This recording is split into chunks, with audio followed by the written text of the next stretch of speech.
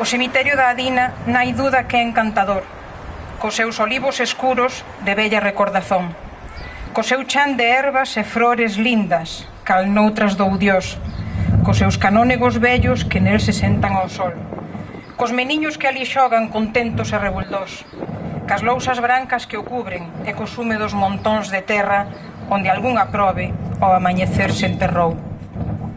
Moito te quixen un tempo, cemiterio encantador, cos teus olivos escuros, máis vellos que os meus avós, cos teus cregos venerables que se iban sentar ao sol, mentres cantaban os paxaros as matutinas cancións, e co teu osario humilde que tanto respeto impón cando da luz que nel arde ve un de noite o resplandor. Moito te quixen e quérote, iso ben o sabe Dios, mais hoxe ao pensar en ti núbraseme o corazón, que a terra está removida, negra e sin frols. Padrón, padrón, Santa María, Lestrove, adiós, adiós.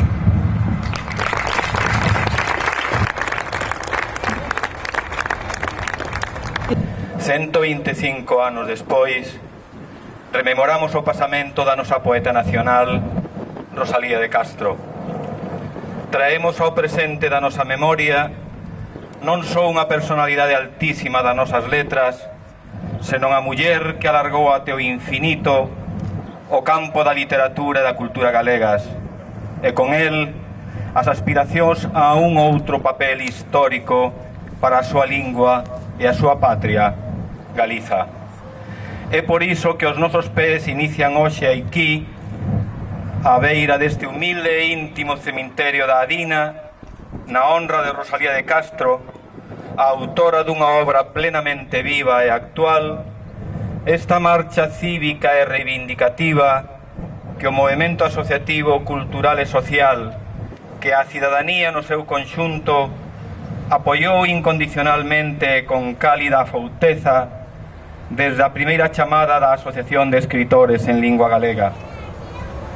Comezamos, pois, neste cemiterio da Adina, que primeiramente acolleu o corpo da nosa escritora, autora de poemas que palpitan nas nosas veas como íntimos rielos e percorren o corpo colectivo da nación toda.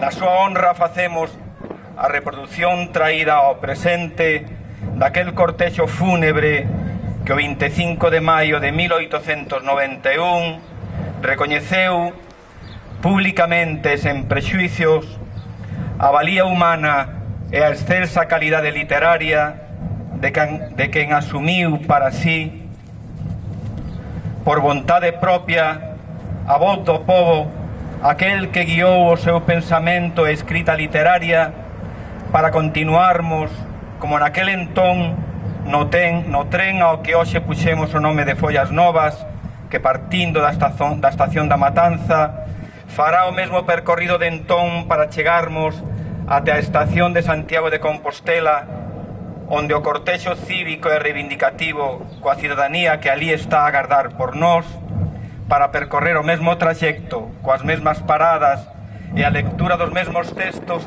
que a ela lle foron lidos até chegarmos ao Panteón de Galegos Ilustres, espazo físico de alto valor simbólico identitario, en tanto que depositario e acubillador de algúns dos nosos maiores valores nacionais que se entraron noutra hora nese edificio municipal foi por firme vontade do povo galego. A mesma vontade coa que hoxe o reivindicamos como lugar laico e accesível aos galegos e galegas que queiran honrar a unha das personalidades fundadoras da nosa nación. Aquel 25 de maio de 1891, no que tivo lugar a traslación dos restos mortais de Rosalía de Castro desde este cemiterio da Adina a San Domingos de Bonaval, foi por iniciativa do Centro Galego da Habana, o Comité Regionalista e a Sociedade de Amigos do País de Santiago. Esa traslación formou parte dun empeño por honrar e homenaxear a figura dunha muller e a súa obra fundacional que representaba e representa o esforzo de Galiza por sermos un pobo libre. A morte e o enterro de Rosalía de Castro, o 15 de xullo de 1885, hoxe hai 125 anos, aconteceron nunhas circunstancias de marxinación, pobreza e indiferenza social que hoxe nos mancan e acenden as nosas conciencias. O enterro de Rosalía de Castro, dinos o profesor Francisco Rodríguez, é a crónica dun silenciamento, a constatación dun desprezo, o castigo social post-mortem. Así comeza a crónica daqueles amargues días, como o comezo da historia dunha asimilación destructiva da nosa poeta, elévanos as palabras doridas de Rodríguez Seoane, escritas un día despois do enterro, o 16 de xullo de 1885, que nos sobrecollen e sitúan na desolada realidade para a nosa poeta naquel entón, e que traduzo o galego e que din: o seu enterro creemos que non teña sido máis que a soidade que para moitos precede á tumba. Que doloroso é, patria miña, o camiño que aínda despois de mortos teñen que percorrer teus fillos ilustres. A súa humilde tumba na terra deste cemiterio non tiña nin lápida nin cruz a un mes da súa inhumación. Así foi acollido na terra que ela amaba, sen nome. Ela que iluminou para nós os días desta patria con nomes da nosa terra, vivas, mancadas, ledas, vivas, rexas, nosas. A traslación en 1891 intentou ser un xeito de compensación que servise ademais para o nacionalismo e galeguismo cultural e ideolóxico, reivindicaren o espírito, a mensaxe de redención da patria galega que simboliza a Rosalía. Honramos hoxe a nosa poeta nacional co cortexo cívico e reivindicativo que aquí comeza, para honrarmos tamén a patria galega. Gracias.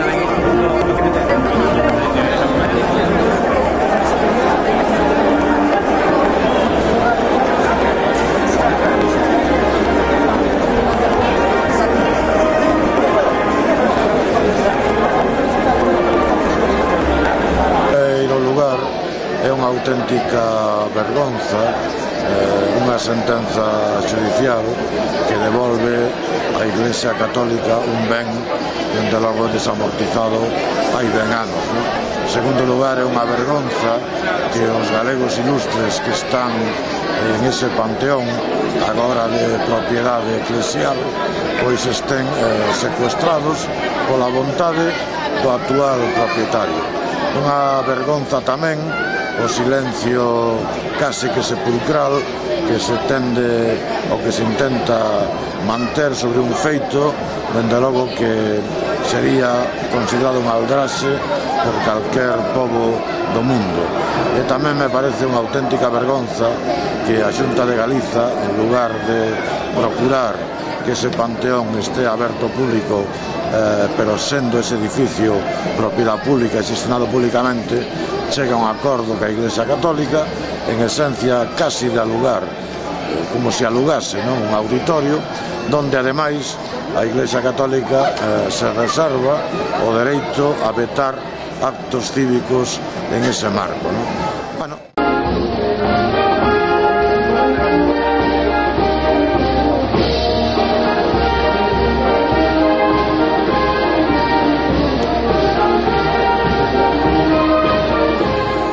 Prove, Galicia, non debes chamarte nunca española, que España de ti se olvida cando eres tan hermosa.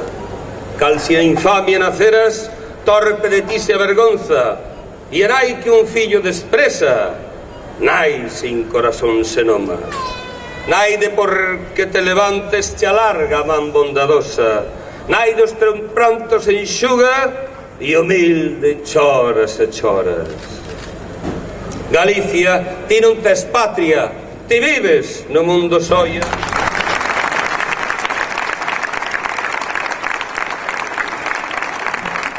Sin ventura, con un caudal de despresos, van probes e tornan probes, van sans e tornan enfermos, que anqueles son como rosas, tratádelos como negros. Castellanos de Castilla, tendes corazón de aseiro, alma como as penas dura e sin entrañas o peito. En trós de palla sentados, sin fundamentos, soberbos, pensás que os nosos filliños para servirvos naceron. E nunca tan torpe idea, tan criminal pensamento, coupo en máis fato as cabezas, nin en máis fato os sentimentos. Que Castilla e castellanos, todos nun montón, a eito, non valen o cunha erviña destes nosos campos frescos, solo pesoñosas charcas, detidas no ardente suelo tes, Castilla, que humedezan os teus labios serentos. Que o mar deixoute olvidada, e lonxe de ti correron as brandas augas que traen de plantas sen semilleiros, nin árbores que che den sombra, nin sombra que preste alento. Llanura e sempre llanura, deserto e sempre deserto. Esto che tocou, coitada, por herencia no universo. Miserable fanfarrona, triste herencia foi, por certo. En verdad non hai Castilla nada como ti tan feio, que inda mellor que Castilla valera dicir inferno. Por que lo foches, meu ben? Nunca tal o veras feito, trocar campiños floridos por tristes campos sin rego. Morreches, meu queridinho, e para min hai consuelo, que onde antes te vía agora xa solo unha tomba vexo, triste como a mesma noite, farto de dolor o peito. Pídolle a Dios que me mate, porque xa vivir non quero. Mais, en tanto non me mata, castellanos, que aborrezo, ei, por vergonza vosa, ei vos de cantar semendo. Castellanos de Castilla, tratade ben os galegos, cando van como rosas, cando ven como negros.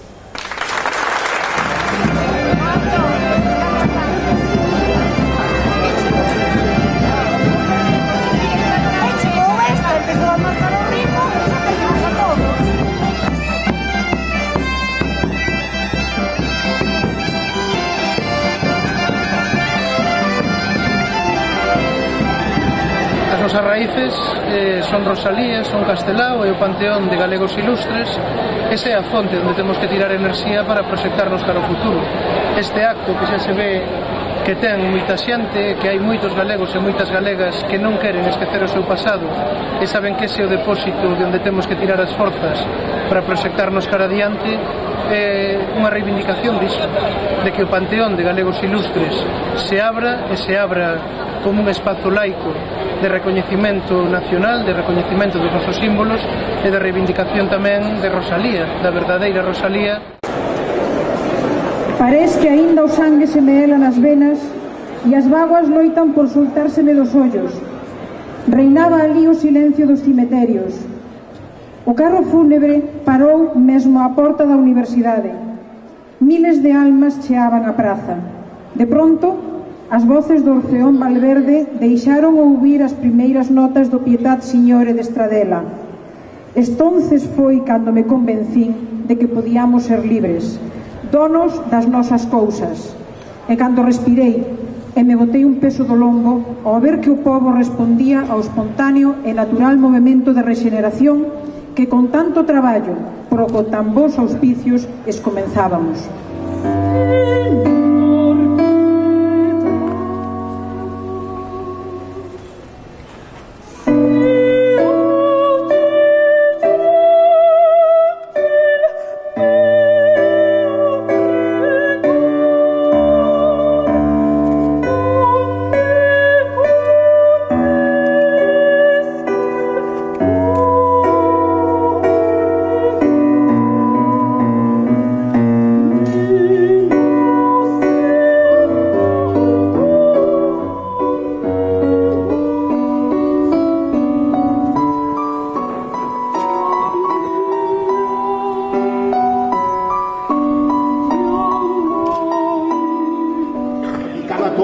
A camiñar non me atrevo, que o moucho fita que fita na espera naquel penedo. Mais acordeime da Virxe que sempre comigo levo, rezolle un Ave María e cobrando novo alento como os páxaros do mare nadando paso o regueiro. Corro en riba do valado, brinco en baixo do portero e dende ali berro estonces con cantas forzas eu teño. Non se teño medo, moucho, moucho, non se teño medo.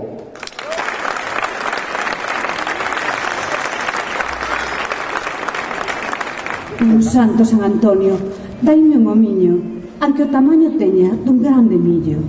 Daime, meu santo, aunque os pés teña coxos, mancos os brazos. Unha muller sin home, santo bendito, e corpiño sin alma, festa sin trigo. Pau viradoiro, que onde queira que vaya, troncho que troncho. Mais, entendo un homiño, virxe do carne, non hai mundo que chegue para un folgarse. Que zambo ou trenco, sempre é bo ter un home para un remedio.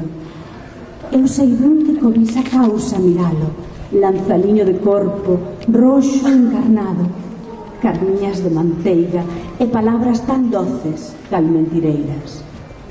Por el, peno de día, de noite peno, pensando nos seus ollos color de ceo. Mais el, xa doito, de amoriños entende, de casar, pouco.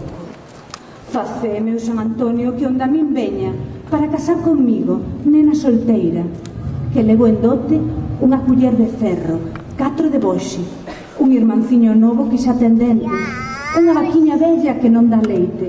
Ai, meu santiño, facei que tal suceda, cal volo pido.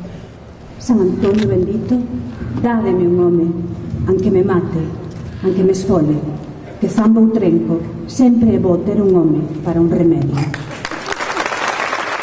Aquela que bastardean e champurran torpemente nas máis ilustradísimas provincias cunha risa de moza que, a dicir verdade, por máis que esta sea dura, demostra a ignorancia máis crasa e a máis imperdoable injustiza que pode facer unha provincia a outra provincia irmán, por pobre que esta sea. Mais é aquí que o máis triste nesta cuestión é a falsedade con que fora de aquí pintan así os fillos de Galicia como a Galicia mesma, a quen xeralmente xultan o máis despreciable e feio de España, cando acaso sea o máis hermoso e digno de alabanza, cando acaso sea o máis hermoso e digno de alabanza.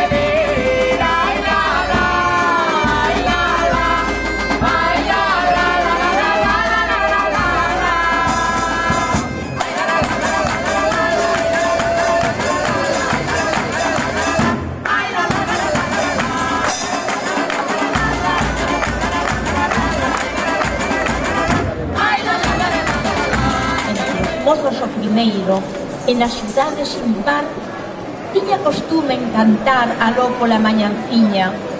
Con esta miña gaitiña as nenas se iden enganar.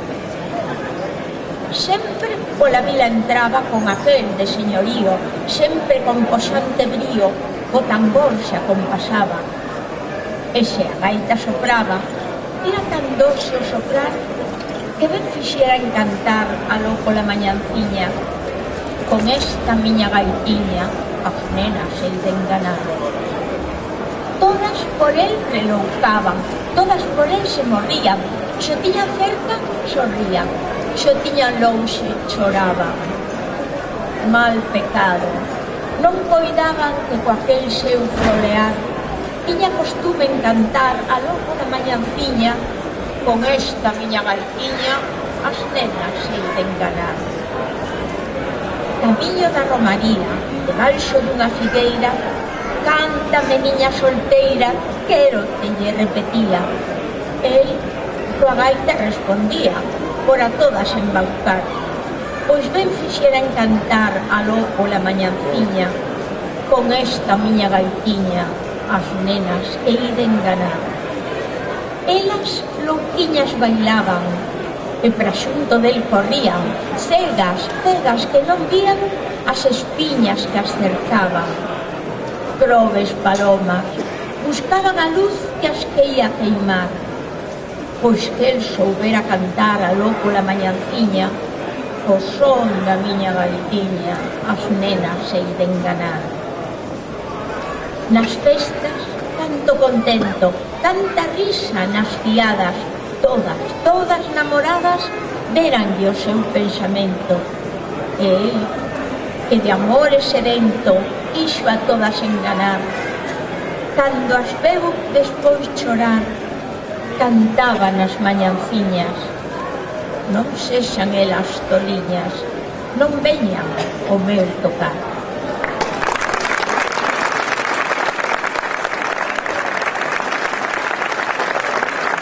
Cando nas sombras, ao pé dos meus cabezales, tornas facéndome mozo. Cando imagino que esquida no mesmo sol te me amostres, e eres a estrela que brila, e eres o vento que zoa. Se canta, es ti que cantas, se chora, es ti que choras, e es o murmurio do río, e esa noite, e esa aurora. E tú estás, e ti es todo, para min e en min mesmo moras. Nin me abandonarás nunca, sombra que sempre me asombres.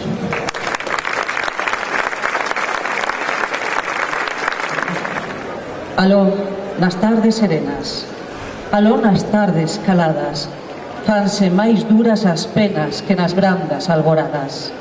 Aló, nas tardes sombrisas, aló nas tardes escuras, fanse máis cortas as risas, máis negras as desventuras. Que non hai serán tranquila para que en remorsos garda, e máis presto se aniquila cando a noite agarda.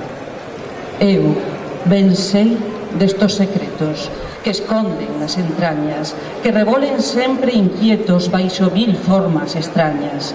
Eu ben sei destes tormentos que consomen e devoran, dos que fan xemer os ventos, dos que morden cando choran. E aunque ora sorrindo canto, aunque ora canto con brío, tanto chorei, chorei tanto, como as auguiñas dun río. Tiven en pasados días fondas penas e pesares, e chorei vaguas tan frías, como as auguiñas dos mares. Tiven tan fondos amores, e tan fondas amarguras, que era fonte de dolores, nacida entre penas duras. Ora río, ora contento vou polas eiras cantando, vendo de onde ven o vento cando vou levar o gando. Ora, con grande sosiego, durmo na beira das fontes, durmo na beira dos regos, durmo na punta dos montes. Mais, o que ben quixo un día, se a querer ten afición, sempre lle queda unha mágoa dentro do seu corazón.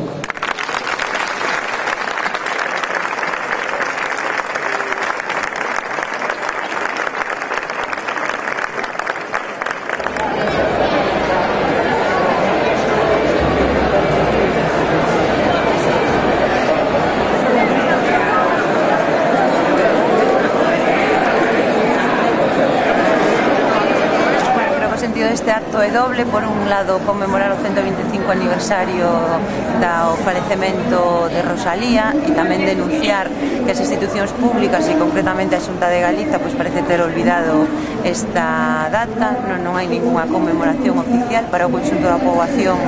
Eu creo que se foi unha enquisa, non é consciente de que estamos no 125 aniversario do falecemento de quen representa, pois eu creo que a escritora máis universal que deron as letras no noso país. Na parte creo que Rosalía é a muller que non só simboliza o restablecemento da escrita da nosa literatura e que é unha muller que sigue sendo un exemplo para nós en moitos campos. O primeiro porque foi a primeira feminista deste país e o feminismo hoxe en día sigue sendo máis necesario que nunca, e segundo porque creo que demostrou de como unha muller pois, pode romper, non, e pode ser a punta de lanza do resurdir das nosas letras e de todas aquelas persoas que acreditamos que Galiza no actual marco pois, está sendo maltratada e que o noso povo se merece pois, ter o seu autogoberno, o seu respeto e a súa dignidade.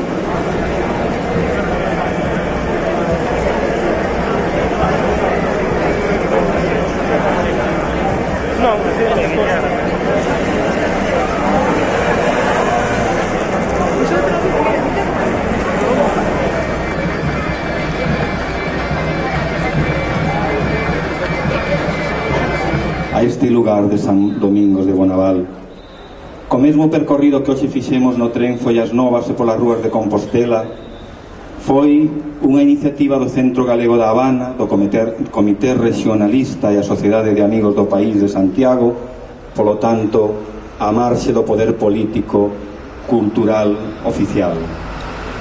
O arcebispo de Santiago, José María Martín Herrera, de acordo con varios capitulares, negou a licencia para predicar a oración no acto fúnebre en honor de Rosalía, pois puñan en dúbida a súa ortodoxia religiosa. Ningunha súplica fixo que o arcebispo revocase a súa orde de non conceder un funeral con eloxio como se lle facía a todas as persoas ilustres. Así consta nos xornais do día 26 de maio de 1891. Murguía, que fora impulsor dos actos e os fillos do matrimonio, estiveron ausentes del, sen dúbida anoxados polas mesquindades e dificultades xurdidas.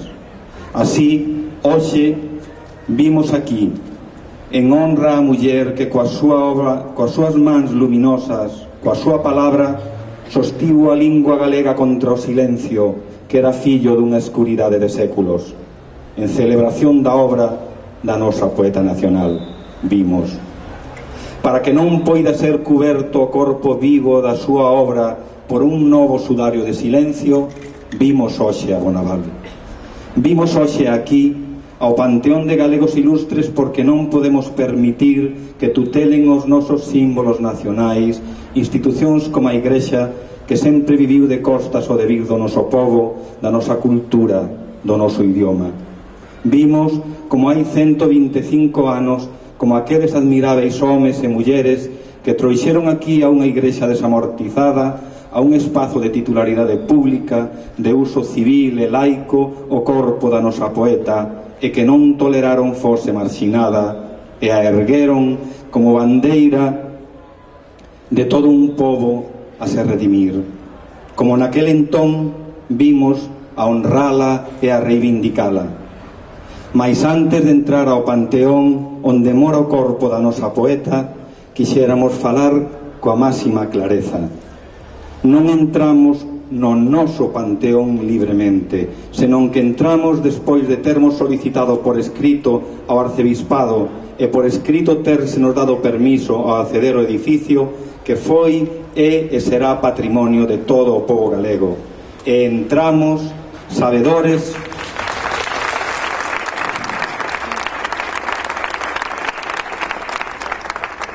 non admitimos esta situación de entrada tutelada pola Igrexa. Queremos vir aquí ao lugar onde moran os seres cuxa memoria amamos e da que precisamos como sustento colectivo, sen máis normas que a que establece o respeito a eles e as que corresponden a un edificio laico de titularidade e uso públicos e, en consecuencia, de xestión pública.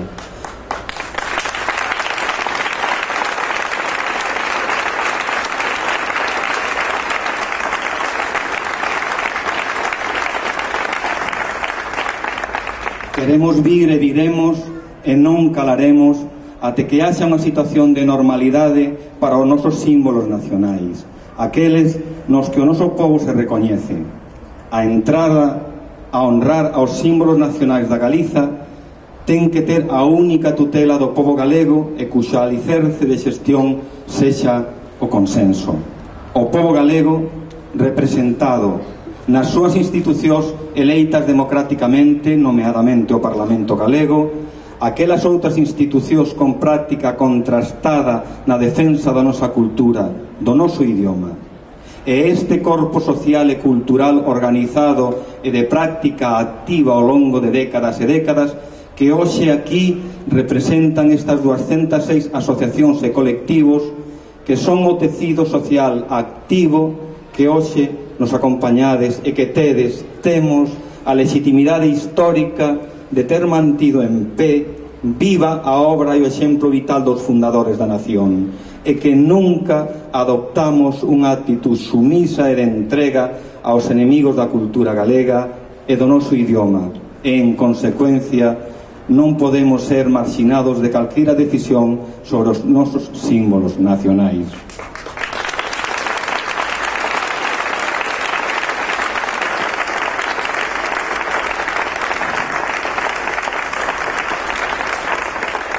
Son estes mesmos colectivos entre os que está a Asociación de Escritores en Lingua Galega que vimos hoxe e viremos unha e outra vez a San Domingos de Bonnaval porque non nos resignamos.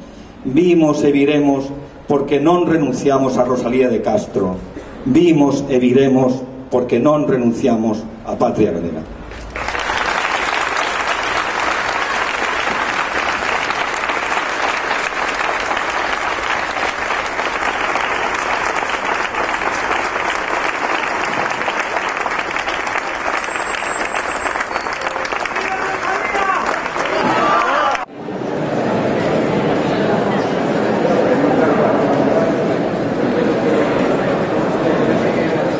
Tembra un neno no húmido pórtico, da fame do frío ten o sello seu rostro de ángel, inda hermoso, máis murcho e sen brillo.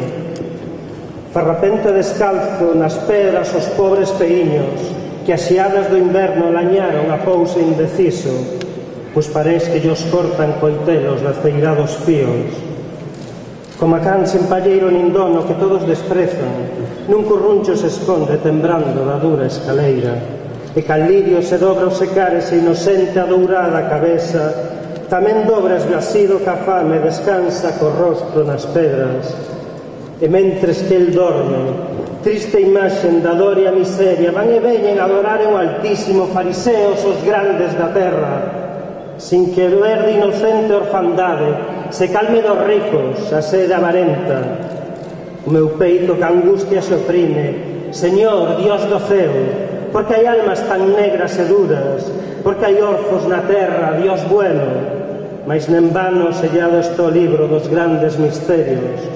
Pasa a gloria, o poder e a alegría, todo pasa na terra, esperemos, Rosalía sempre.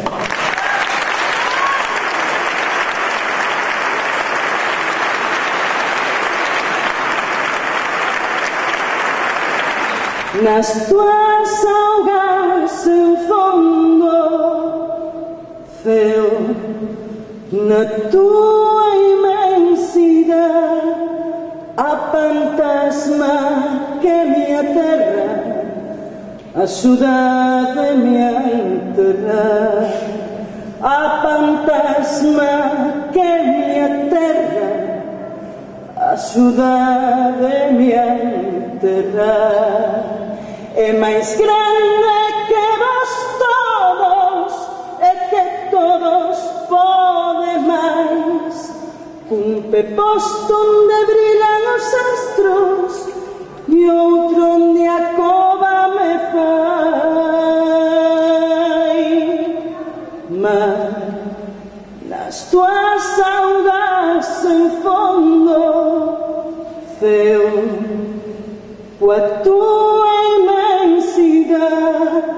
a fantasma que me aterra, a saudade me enterra, implacable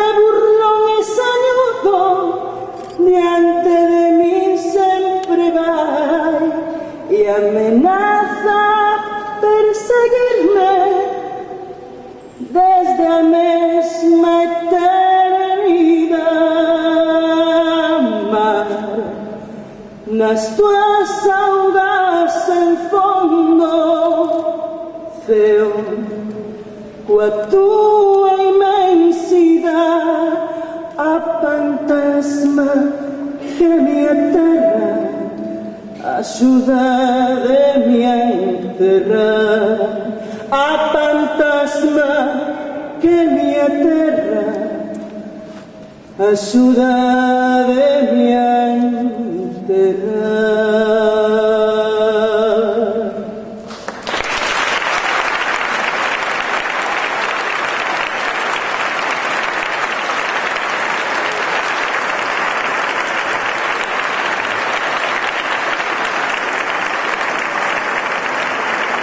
Teodoro Rípula, un prestixioso profesor especialista con Soria de Castro, dixo, a propósito dunha tese de doutoramento que por primeira vez sobre Rosalía de Castro se lía na Universidade Galega, a poucos metros de onde nos encontramos, no Paraninfo da Universidade, dixo que esa tese de doutoramento marcaba un antes e un despois no coñecemento e aprezo da nosa escritora. Este xuízo compartiuno plenamente un emocionado presidente do Tribunal desta tese, don Ricardo Caballo Calero, o grande campeón monumental do rosalianismo no século XX. Pois ben, temos a sorte de que o autor desa tese de doutoramento, Francisco Rodríguez, é tamén un dos veteranos socios da Asociación de Escritores en Lingua Galega que se existe desde hai 30 anos e mesmamente grazas e por Rosalía de Castro. Todas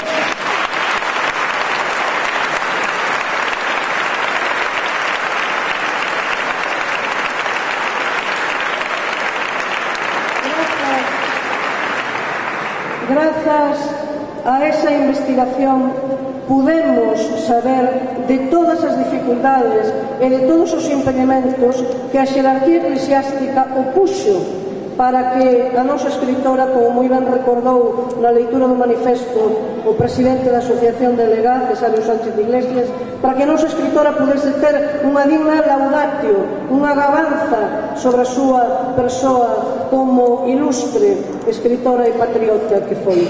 De modo de maneira que este acto, amigas e amigos, que hoxe nos congrega aquí, ten un aquel de desagravio, mas tamén de devolución a nós mesmas e a nós mesmos, porque todas e todos nós vimos dela, dunha muller que non foi deusa, non foi fada, non foi raíña, non foi santa, unha muller de carne e oso con 48 anos de vida mortal nesta terra que se chamou Rosalía de Castro.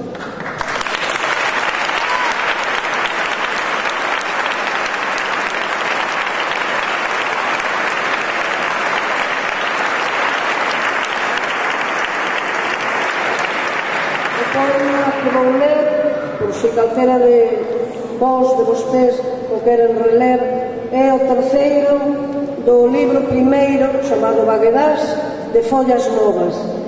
E di así: tal como as nubes que impele o vento e agora asombran e agora alegran os espazos inmensos do ceo, así as ideas loucas que eu teño, as imaxes de múltiples formas, de estranas feituras, de cores incertos, agora asombran, agora aclaran o fondo sin fondo do meu pensamento.